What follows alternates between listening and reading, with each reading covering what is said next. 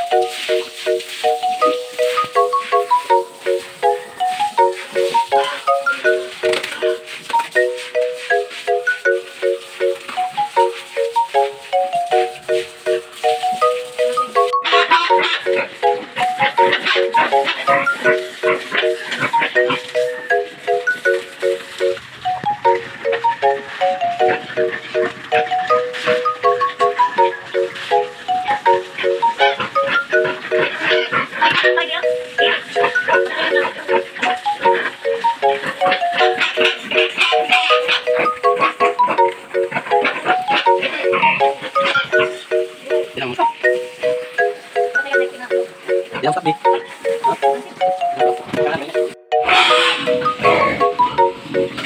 ito guys yung mga anak ni Jupay na 8. So, nag 2 months to sila guys. Noong May 23, 2024.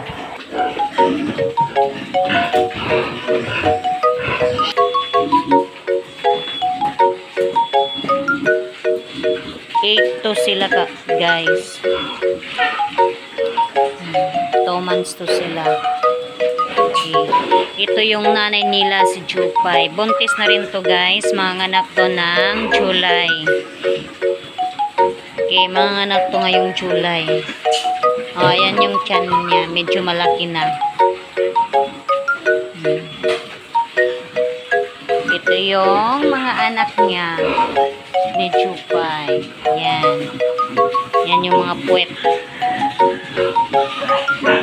Yung pagpapakain pala namin dito guys ay binabasa namin yung mga feeds nila. Yan.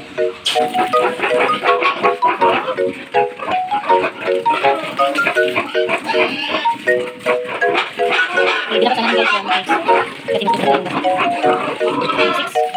Ay, wabad. Hanapin ko.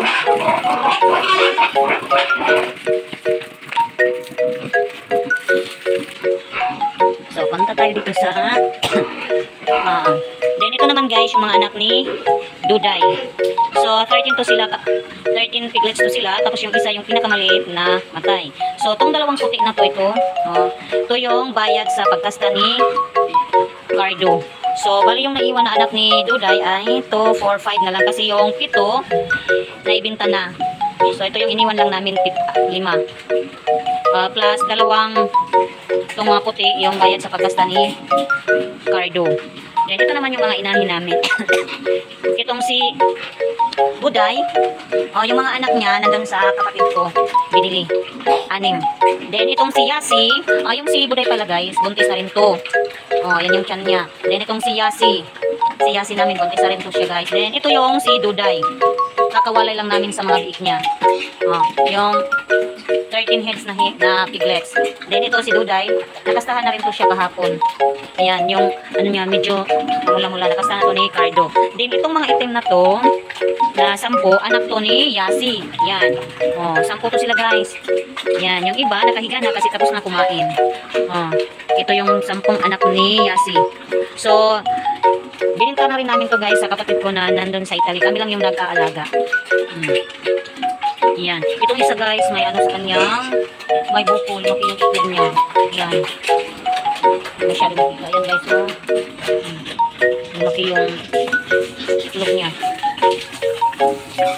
Ito yung si Cardo. Ito yung barako namin guys. Ayan guys, lumaki yung, pero tanggal na itong ano niya guys, itlog. Iwan pa lumaki. Yan.